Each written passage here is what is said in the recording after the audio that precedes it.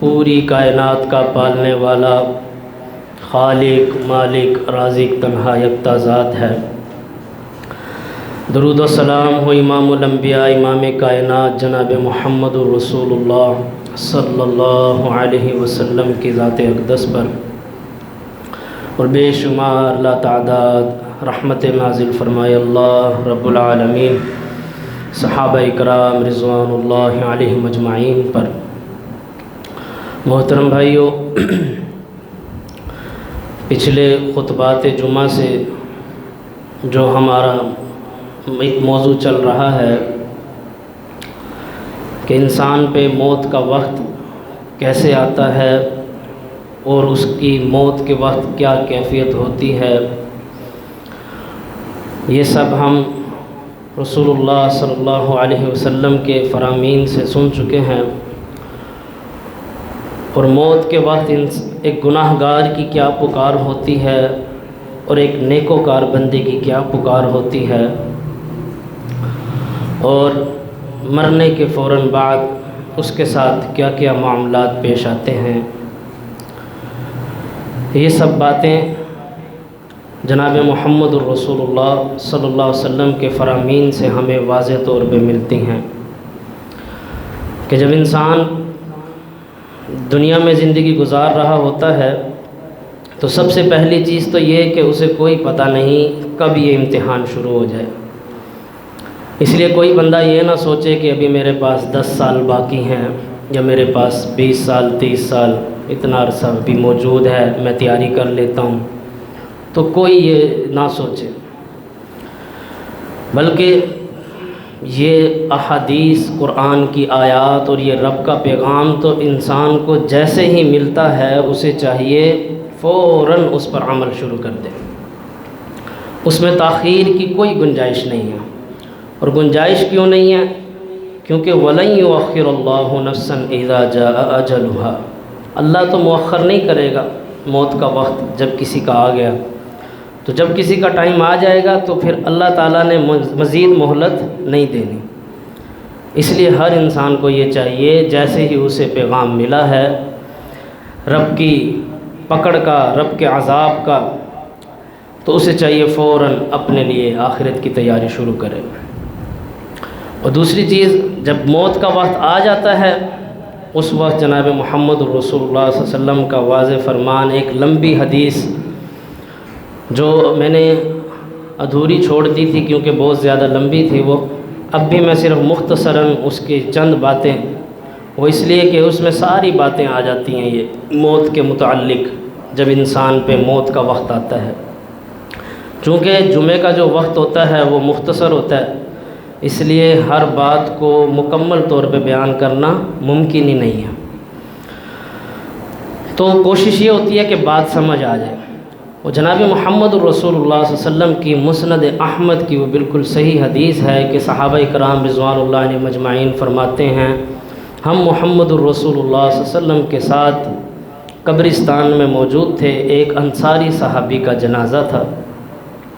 ہم اسے دفنا رہے تھے کہ جناب محمد الرسول اللہ صلی اللہ علیہ وسلم نے فرمایا کہ یہ جو قبر ہے یہ آخرت کی منزلوں میں سے سب سے پہلی منزل ہے، اور پھر فرمایا جو اس میں کامیاب ہو گیا اس کی آگے کی منزلیں بھی اللہ آسان فرما دیتا ہے، جو اس میں پکڑا گیا اس کی آگے کی منزلیں بھی مشکل در مشکل ہوتی چلی جائیں گی۔ پھر رسول اللہ صلی اللہ علیہ وسلم نے مختصراً ایک تعارف کروایا کہ جب نیک بندہ فوت ہوتا ہے اس کے ساتھ کیا معاملہ پیش آئے گا، اور جب ایک بد کردار فوت ہوتا ہے مرتا ہے اس کے ساتھ کیا معاملہ پیش آئے گا۔ پھر آپ صلی اللہ علیہ وسلم نے فرمایا کہ جب بندے پر ایک نیک متقی بندے پر موت کا وقت آتا ہے، رسول اللہ صلی اللہ علیہ وسلم فرماتے ہیں جنتی فرشتے اس کے پاس آتے ہیں خوبصورت شکل میں۔ عموماً ہم سنتے ہیں ایک فرشتہ آتا ہے ملک الموت، لیکن یہاں آپ صلی اللہ علیہ وسلم فرما رہے ہیں جنتی شخص نیکوکار بندہ جب وہ فوت ہونے لگتا ہے اس کے پاس جنتی فرشتے آتے ہیں، اور اس حدیث میں الفاظ ہیں تا حد نگاہ تک بیٹھے ہوتے ہیں، تا حد نگاہ تک فرشتے اس کے پاس بیٹھے ہوتے ہیں۔ اور پھر اس شخص سے کہتے ہیں جو یہ نیک بندہ دنیا سے جانے والا ہے، جو نمازیں بھی پڑھتا تھا، اللہ کا خوف بھی رکھتا تھا، ڈر رکھتا تھا، جس نے اللہ کا پیغام سننے کے فوراً بعد آخرت کی تیاری شروع کر دی تھی۔ یہ فرشتے اس سے کہتے ہیں، اے نیکوکار روح، اللہ کی رضامندی کی طرف نکل، اللہ رب العالمین کی طرف نکل۔ اور آپ صلی اللہ علیہ وسلم فرماتے ہیں کہ وہ نیکوکار کی روح جسم سے ایسے نکلتی ہے اتنی آسانی کے ساتھ جیسے مشکیزے سے تم پانی نکالتے ہو، کتنی آسانی کے ساتھ ایک مشکیزے سے پانی باہر نکل جاتا ہے، تو اسی طرح بڑی آسانی کے ساتھ ایک نیکوکار بندے کی روح جسم سے نکل جاتی ہے۔ پھر آپ صلی اللہ علیہ وسلم فرماتے ہیں کہ جو نیکوکار شخص ہوتا ہے اس کے گھر والے کہتے، وہ خود کہہ رہا ہوتا ہے اپنے گھر والوں سے کہ مجھے جلدی یہاں سے لے چلو قبرستان کی طرف، مجھے جلدی لے چلو۔ اور جو بد کردار ہوتا ہے وہ کہتا ہے مجھے کہاں لے جا رہے ہو؟ اور پھر آپ صلی اللہ علیہ وسلم ابھی نیکوکار کا بتا رہے ہیں، تو آگے جب اس نیکوکار کو لے کر جایا جاتا ہے وہ آوازیں لگاتا ہے، ندا دیتا ہے مجھے جلدی لے چلو، جلدی لے چلو۔ پھر اسے جیسے ہی قبر میں لٹا دیا جاتا ہے، رسول اللہ صلی اللہ علیہ وسلم نے فرمایا وہ تمہارے قدموں کی آہٹ کو بھی سنتا ہے جب تم واپس پلٹ کے جا رہے ہوتے ہو۔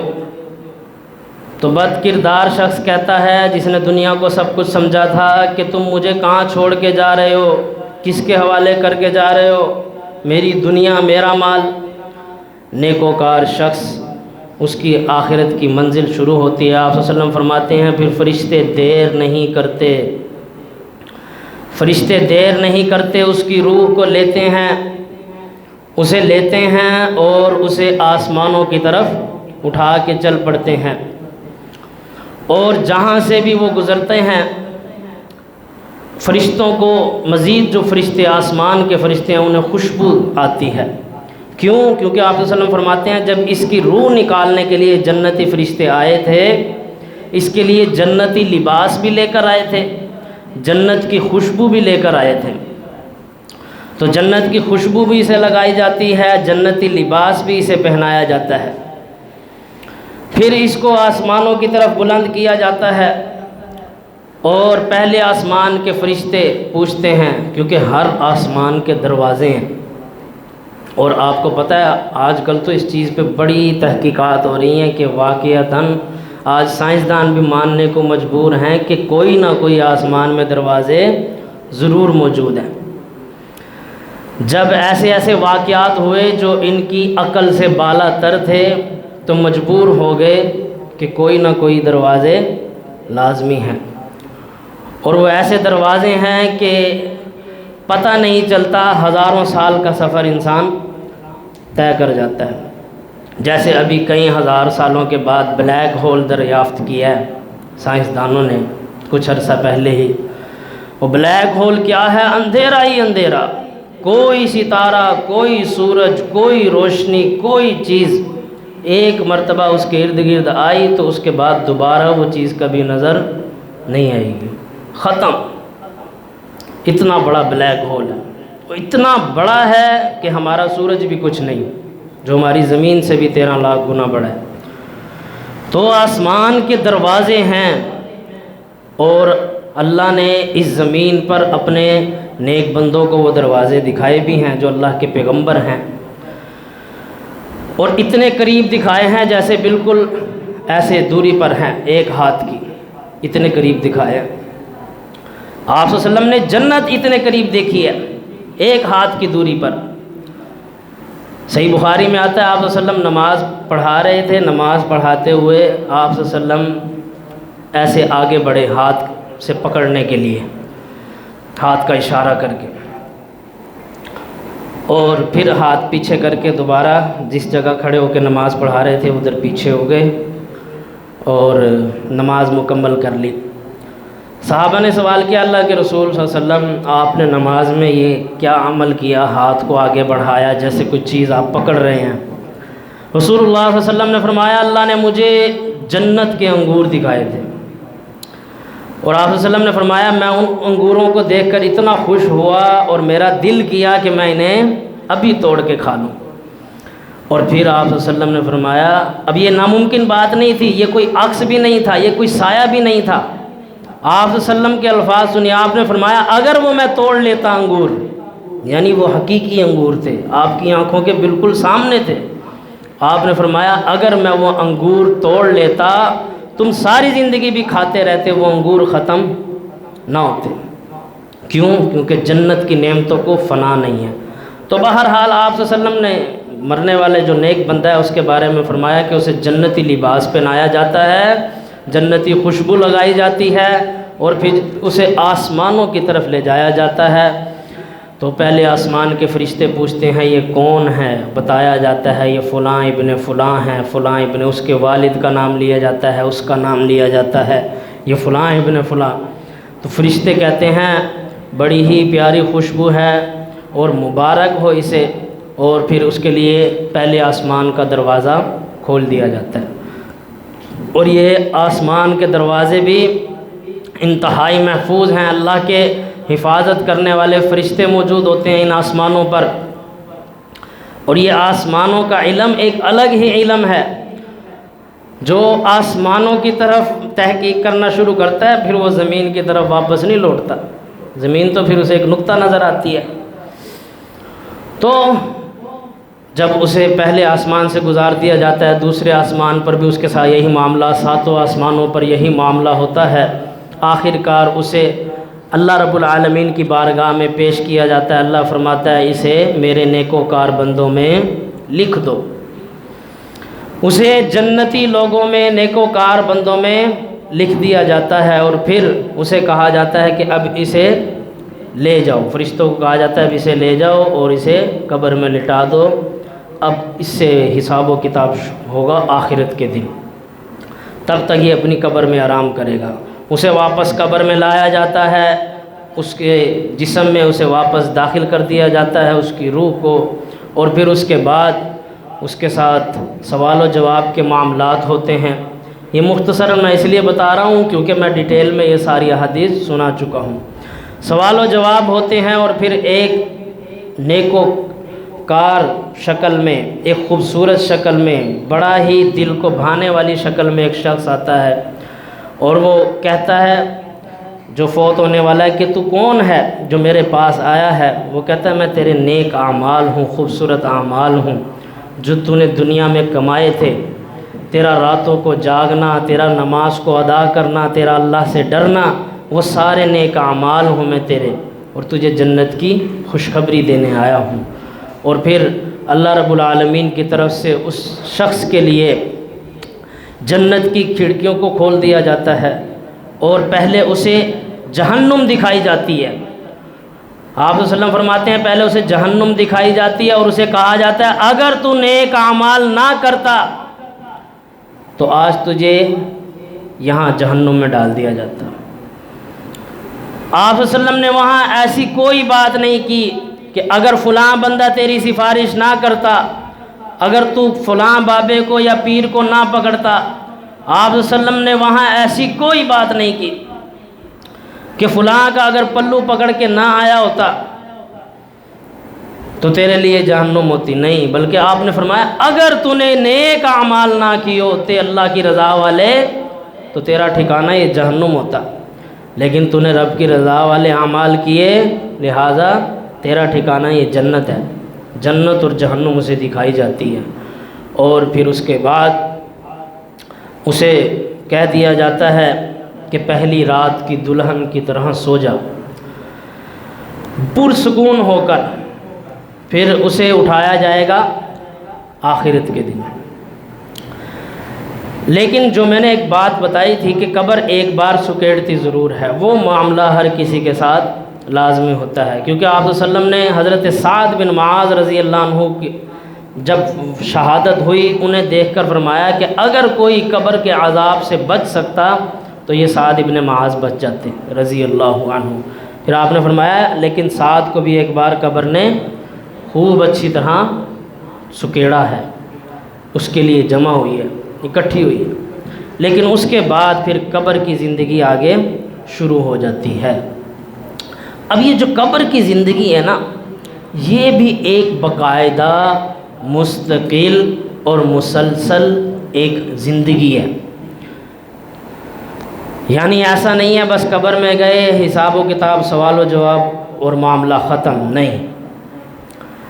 بلکہ وہاں اعمال کا بدلہ ملنا شروع ہو جاتا ہے۔ نیکوکار ہے اس کے لیے پرسکون ماحول، اور اگر بد کردار ہے تو اس کے لیے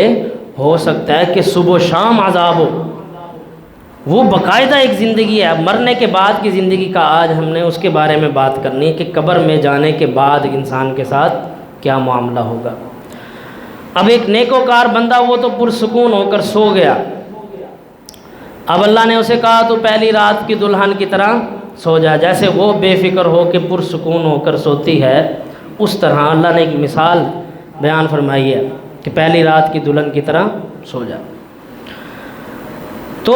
جنتی شخص تو سو گیا، اسے جنت دکھا دی گئی، اس کے لیے جنت کی کھڑکیاں کھول دی گئی، اور پھر یہاں تک اس کے بارے میں بات آ گئی کہ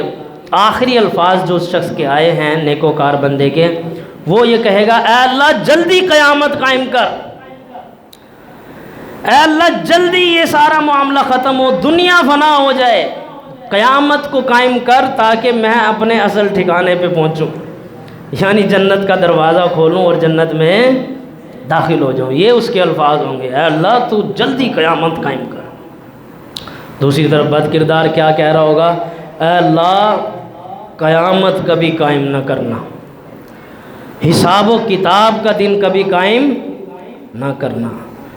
ظاہر سی بات ہے، اب کتنے ہی اس دنیا میں مظلوم لوگ ہیں جن کے ساتھ زیادتیاں ہوتی ہیں، جن کے بچے مارے جاتے ہیں، اور ہم ویڈیوز دیکھ کر نیوز پڑھ کے کہہ رہے ہوتے ہیں کہ یہاں تو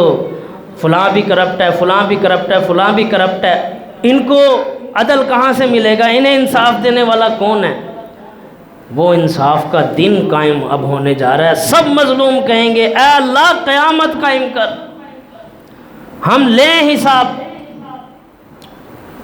اللہ نے اشارتاً جب ایک چھوٹی بچی کا ذکر فرما دیا نا سورۃ تکویر میں، اللہ نے فرمایا میں اس چھوٹی بچی سے پوچھوں گا، بتا تجھے کس جرم میں زندہ درگور کیا گیا تھا۔ آج مظلوموں کا دن ہے، تو قبر میں اس نے تو پکارنا ہے، اللہ قیامت قائم کر، انصاف ہو،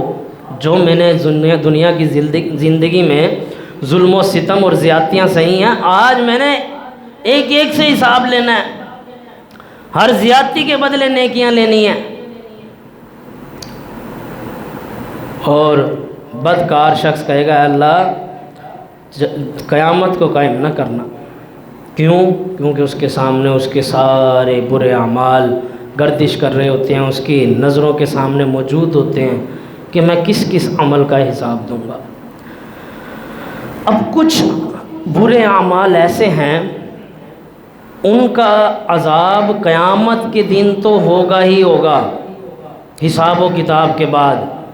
لیکن کچھ برے اعمال ایسے ہیں جن کا عذاب مرنے کے فوراً بعد شروع ہو جاتا ہے۔ اس میں ابھی حساب و کتاب والی بات نہیں آئی کہ قیامت کا دن قائم ہوگا، حساب کتاب ہوگا۔ وہ گناہ اللہ کی نظر میں اتنے بڑے ہیں کہ ان کا فیصلہ ہو چکا،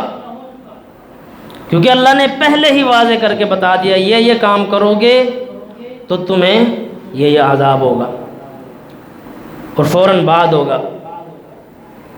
اور وہ اعمال کون سے ہیں؟ اس میں پہلا عمل جو اللہ نے قرآن میں بیان فرمایا ہے اور جو عذاب قبر کی دلیل بھی ہے، جو میں نے آپ کے سامنے آیت تلاوت کی ہے، پہلا عذاب ہے ظالموں کے لیے اور تکبر کرنے والوں کے لیے۔ جو زمین پر تکبر کر کے چلتے ہیں ان کے لیے مرنے کے فوراً بعد اللہ ان کی اکڑ کو ختم کر کے رکھ دے گا۔ صبح و شام عذاب پہ پیش کیے جائیں گے ظالم اور تکبر کرنے والے، لوگوں پر ظلم کرنے والے، اور ان سے کہا جائے گا، اللہ فرماتا ہے قرآن مجید میں ایسے کافروں، ظالموں اور تکبر کرنے والوں کے بارے میں، وَيَوْمَ يُعْرَضُ الَّذِينَ كَفَرُوا عَلَى النَّارِ، جس دن انہیں آگ کے عذاب پر پیش کیا جائے گا، یہ تو آخرت کی بات ہے نا۔ اذھبتم طیباتکم فی حیاتکم الدنیا، اس دن ان سے کہا جائے گا تمہیں دے دیا گیا تمہاری نیکیوں کا بدلہ دنیا کی زندگی میں۔ مجھے تو اکثر یہ وہ لوگ نظر آتے ہیں جو غریبوں کے ساتھ تو ظلم و ستم کر رہے ہوتے ہیں۔ آپ نے اکثر دیکھا ہوگا کہ اپنے ہان کے یا اپنوں سے بڑے لوگوں کو بڑا پروٹوکول دے رہے ہوتے ہیں، پیسے والوں کو جو سیاست میں بڑے عہدے رکھتے ہیں، لیکن غریبوں کو انٹری نہیں ہے، غریبوں کا داخلہ ہی نہیں ہے۔ وہ لوگ جو تکبر کر کے اپنے دفتروں میں ایسے بیٹھے ہوتے ہیں کہ کوئی غریب پاس بھی نہ بھٹکے، ایسے تکبر اور غرور کرنے والے۔ او جی ہم نے سال میں ایک مرتبہ زکوٰۃ نکالی تھی، ہم نے جی اتنا مال اللہ کی راہ میں نکال دیا تھا، لہذا اب کوئی غریب آتا ہے اس کے ساتھ تو تڑا کر کے بات کرنا، بدتمیزی کے ساتھ بات کرنا، اس کے ساتھ بدسلوکی اختیار کرنا، اور سب سے بڑا گناہ کہ دوسرے انسان کو اپنے سے کم تر سمجھنا، حقیقی تکبر ہے ہی یہی۔ دوسرے انسان کو اپنے سے کم تر سمجھنا، نہ خوشبو لگانا تکبر ہے، نہ پیسے کمانا تکبر ہے، نہ محل بنانا تکبر ہے، ان میں سے کوئی چیز تکبر نہیں ہے جنہیں ہم سمجھ رہے ہوتے ہیں۔ آپ صلی اللہ علیہ وسلم سے یہ سوال کیا گیا، اللہ کے رسول صلی اللہ علیہ وسلم، آپ صلی اللہ علیہ وسلم نے فرمایا جس کے دل میں رائی کے دانے کے برابر بھی تکبر ہوگا اللہ اس کو جنت میں داخل نہیں کرے گا۔ صحابہ نے کہا اللہ کے رسول صلی اللہ علیہ وسلم ہم اچھے کپڑے پہنتے ہیں، ہم خوشبو لگاتے ہیں، یہ کام ہم کرتے ہیں، تو یہ کیا یہ تکبر ہے؟ آپ نے فرمایا یہ تکبر نہیں ہے، تکبر تو یہ ہے کہ تم دوسرے کو اپنے سے کم تر سمجھو، اپنے بھائی کو اپنے سے حقیر سمجھو، یہ ہے تکبر۔ تو اچھے کپڑے پہنو، اچھی خوشبو لگاؤ، اچھا آفس بناؤ، اچھے پیسے بناؤ، لیکن عاجزی، انکساری، اگر یہ چیز نہیں ہے، تکبر کے ساتھ غرور کرنے والا، غریبوں کو اپنے سے کم تر سمجھنے والا اور ان کو ڈانٹ ڈپٹ کرنے والا، ان کو باتیں سنانے والا اور اپنے آپ کو کوئی چیز سمجھنے والا، اس سے کہا جائے گا جو تو نے زکاتیں نکالی ہیں، جو تو نے کہا ہے کہ میں نے تو بس غریبوں میں اس ٹائم خرچ کر دیا تھا، اور جی فلاں فلاں فلاں ڈیل ہوئی تھی اس میں سے اتنا % میں نے نکال دیا تھا، بس نکل گیا، دور کرو ان کو، مجھ سے دور کرو، میرے پاس نہ آنے دیا کرو۔ اب اللہ قیامت کے دن ان سے کیا کہے گا؟ اذھبتم طیباتکم فی حیاتکم الدنیا واستمتعتم بها، دے دیا گیا تمہیں تمہاری نیکیوں کا بدلہ دنیا کی زندگی میں، واستمتعتم بها، اور تم نے اس سے فائدہ بھی اٹھا لیا، یعنی تم نے خرچ کیا تھا لوگوں کی واہ واہ کے لیے، لوگوں سے ووٹ لینے کے لیے، لوگوں کے سامنے اپنے آپ کو مشہور کرنے کے لیے، وہ کام سارا ہو گیا، اور اللہ کہے گا واستمتعتم بها، تم نے اس ساری چیز سے فائدہ بھی اٹھا لیا۔ فَالْيَوْمَ تُجْزَوْنَ عَذَابَ الْهُونِ، آج کے دن تمہارے لیے دردناک عذاب ہے، اور آگے اللہ نے وجہ بھی بتائی ہے، قرآن سنا رہا ہوں۔ فَالْيَوْمَ تُجْزَوْنَ عَذَابَ الْهُونِ، آج کے دن تمہارے لیے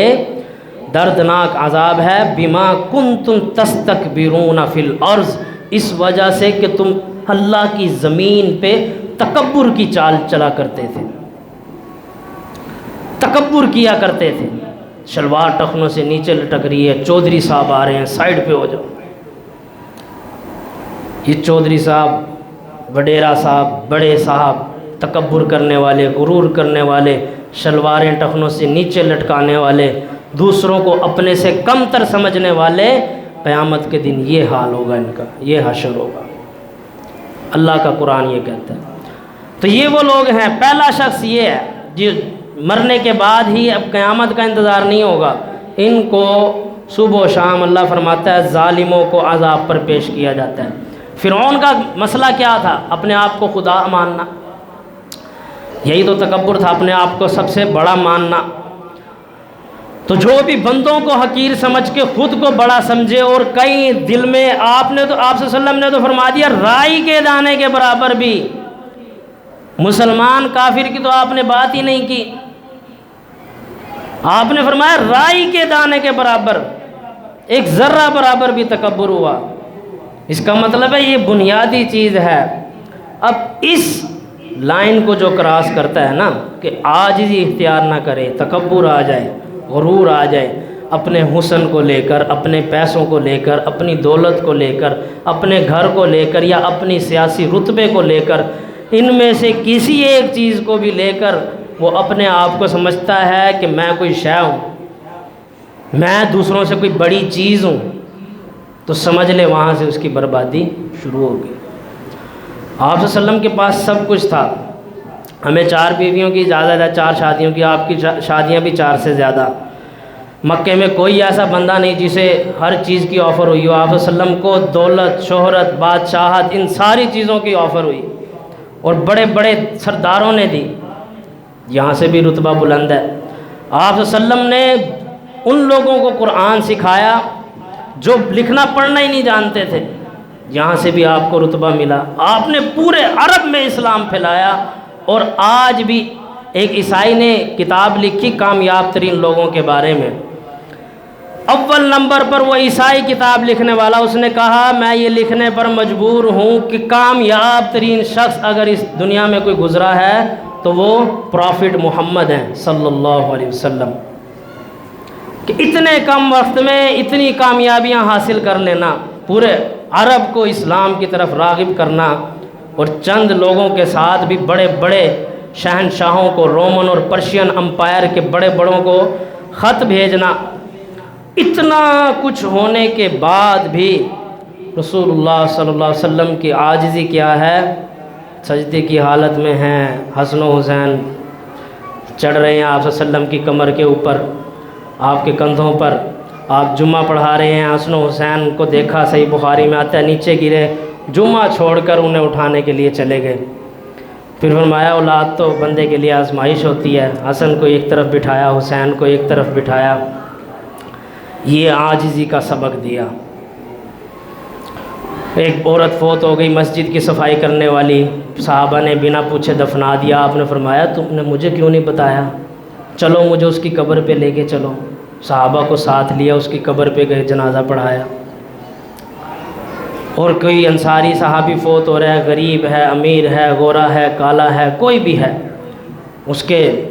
جنازے میں بھی شریک ہو رہے ہیں۔ اور یہ جو لمبی حدیث ابھی پیچھے میں نے مختصراً سنائی ہے، اس حدیث میں بھی آپ صلی اللہ علیہ وسلم قبرستان میں موجود ہیں۔ یہ وہ ہستی ہے، پیغمبر ہیں، جس نے دنیاوی لحاظ سے بھی وہ نام قائم کیا ہے جو بڑے سے بڑے شہنشاہ، بادشاہ نہیں کر سکے، سکندر اعظم نہیں کر سکے، لیکن عاجزی کا سبق دیا کہ اپنے آپ میں تکبر پیدا نہیں کرنا۔ دوسری چیز جس سے انسان کو عذاب ہوگا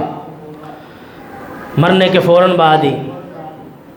ابھی حساب و کتاب کا دن شروع نہیں ہوا، ابھی قیامت قائم نہیں ہوئی، یہ وہ شخص ہے،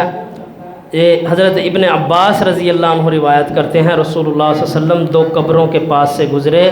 تو آپ صلی اللہ علیہ وسلم نے فرمایا ان 2 قبر والوں کو عذاب ہو رہا ہے،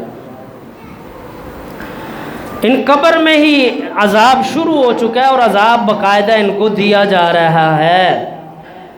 آپ صلی اللہ علیہ وسلم کی واضح حدیث ہیں، اس سے یہ بھی پتہ چلتا ہے قبر کا عذاب بھی حق ہے، مرنے کے فوراً بعد معاملات شروع ہو جاتے ہیں۔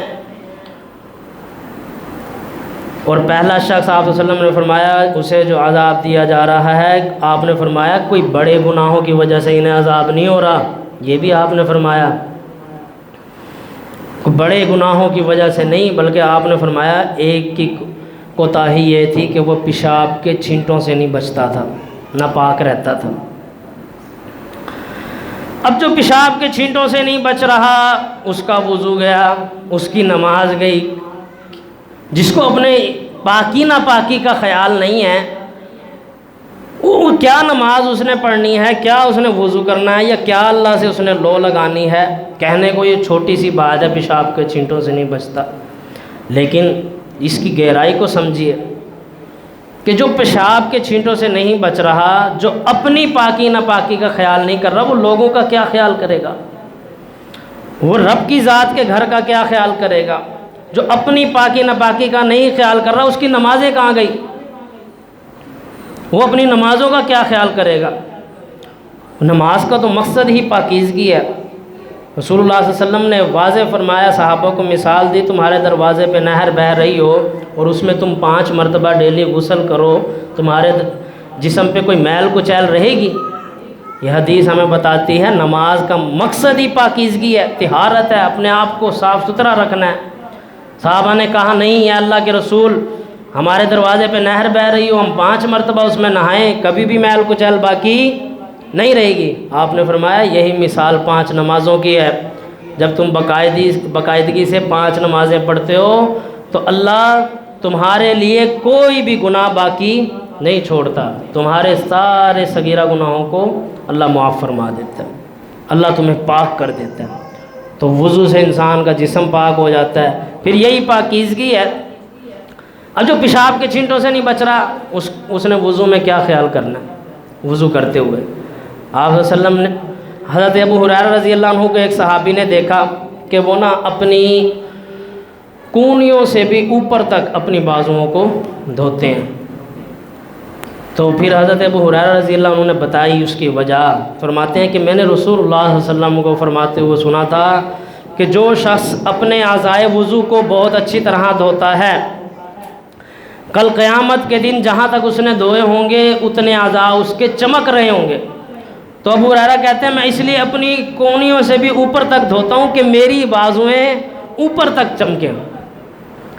اپنے پیروں کو بھی اسی طرح دھوتے زیادہ سے زیادہ کہ میرے کل قیامت کے دن اعضاء زیادہ سے زیادہ چمکیں۔